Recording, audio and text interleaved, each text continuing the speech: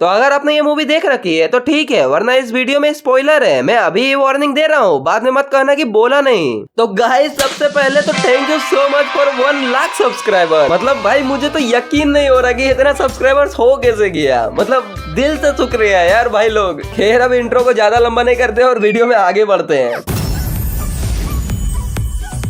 अब अगर आपने ये मूवी देख रखी है तो इस सीन में इसके मरने के बाद इसका प्री रिकॉर्डेड होलोग्राम चलाया जाता है और यहाँ जितने भी लोग खड़े हैं ये उनके पास एक एक करके जाता है और सबसे ऐसे बात करता है जैसे ये यहाँ पर लाइव खड़ा हो। मतलब पहले ये कुछ बोल रहा है, फिर सामने से कोई कुछ बोल रहा है तो ये उसका जवाब भी दे रहा है। मतलब ऐसा लग ही नहीं रहा है कि ये कोई प्री रिकॉर्डेड है, बल्कि ऐसा लग रहा है कि जैसे ये एकदम लाइव ही चल रहा हो। फिर यहाँ अक्षय की एंट्री हो रही होती है तो पता नहीं क्यों ये लचीला मानुस लचकते हुए आ रहा होता है। एक चुटकी इधर, एक चुटकी इधर, एक इधर मारी, एक इधर मारी, बस बन गया यूनिक एंट्री सीन। फिर यहाँ तीनों जोली को देखकर सब लोग कंफ्यूज हो जाते हैं कि असली जोली है कौन। तो देखो वैसे तो काफी तरीके हैं रियल जोली को पहचानने के लिए, लेकिन एक सबसे आसान तरीका मैं बताता हूँ। संजीव ने अपने होलोग्राम में अपनी पहली बीवी की फोटो दिखाई थी कि ये मेरी पहली बीवी है जिसका बच्चा ही जोली है। तो लिटरली भाई ये लोग इन तीनों से इनके माँ बाप के फोटो मांगते हैं और उस फोटो से मैच करके देख लेते हैं और तभी ही पता चल जाता कि ये तीनों ही नकली जोली है और बात यहीं खत्म। लेकिन इन गेल चूक मोटी चमड़ियों के पास भेजा ही नहीं है, ये लोग अब डीएनए टेस्ट करके पता करेंगे।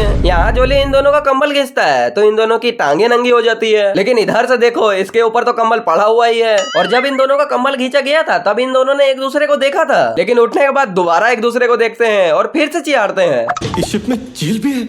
अरे अभी तो इस शिप में गोल्फ क्लब, 2 कब्रिस्तान और आगे टोल नाका भी आने वाला है। नहीं गोल्फ क्लब तो ठीक है, वो तो है भी शिप में, लेकिन कब्रिस्तान वो भी दो और नहीं चलो ये भी हटाओ, लेकिन टोल नाका, भाई टोल नाका तो सड़कों पर होता है यार, वो तो शिप पर होता भी नहीं है। तो यहाँ टोल नाका मतलब कोई सेंस है इस बात की? और भाई ये इसका पसीना है, कोई बारिश नहीं हो रहा है, लेकिन भाई पसीना तो शरीर से निकलता है ना, तो ये ऊपर कहाँ से आ रहा है? जवाब देने के लिए उन्होंने एक आदमी रखा है। अगर इनको रखा है तो आप क्यों जवाब दे रहे हैं? इनको मैंने रखा है। अबे इस चोमू को एक और थप्पड़ मारो, साले को रंजीत के पीछे इतना बड़ा रितेश देशमुख नहीं दिख रहा है। अबे इस सीन को देखकर लग रहा है कि नाना पाटेकर की नहीं बल्कि जवान की एंट्री हो रही है।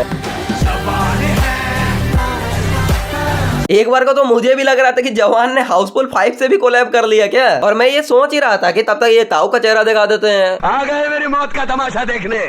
फिर नाना आते हैं, टेबल पे तलवार मारते हैं और टेबल 2 भागों में विस्तृत हो गई, लेकिन तलवार मारने से पहले तो यहाँ पहले से ही निशान था। और इन दोनों की क्या गलती थी, तलवार तो इन दोनों तक आई भी नहीं थी भाई। फिर यहाँ तवा इसके मुंह पे मारने से इसका फेस पूरा तवा पर छप गया, लेकिन 1 मिनट, अबे इसका मूंछ कैसे छप गया भाई? वो तो बाल ही है ना, कोई हार्ड चीज थोड़ी ना जिसका निशान आ जाएगा। फिर ये दोनों बंदर पिछले वाले बंदर के रिश्तेदार होते हैं, लेकिन कोई मुझे बताएगा कि इतने बड़े समुद्र के बीच में चल रहे शिप पे ये आए कहाँ से? डुबकियां मारते हुए या फिर अपने परम मित्र मगरमच्छ के ऊपर चढ़ के आए होंगे? बस इस राइडिंग में अपना दिल ही तो घर पर रख के आना होता है। फिर यहाँ दूसरा जोली पहले वाले जोली की पुंगी बजाने की कोशिश कर रहा है, अब बजनी इधर से, लेकिन ये बोल बच्चन बजा रहा है बगलों में हाथ डाल के। अब शायद इसको नॉलेज नहीं है, तो ये इसके साथ क्या करता होगा या फिर क्या ही करता होगा।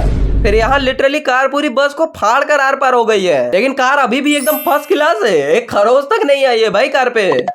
खैर आज के लिए बस इतना ही। अगर आपको वीडियो पसंद आई है तो लाइक शेयर कमेंट सब्सक्राइब, और एक बार फिर से दिल से शुक्रिया यार फॉर 1 लाख सब्सक्राइबर्स के लिए। मतलब मैं बहुत खुश हूँ यार, मैं क्या बताऊँ। हाँ Q&A का भी बोला था मैंने, अगर बढ़िया रिस्पॉन्स आया वो पोस्ट पे तो मैं Q&A बना दूंगा, तो जाओ जाके ढेर सारा क्वेश्चन पूछो। एंड हम मिलते हैं नेक्स्ट वीडियो में। गुड बाय, जय हिंद, वंदे मातरम।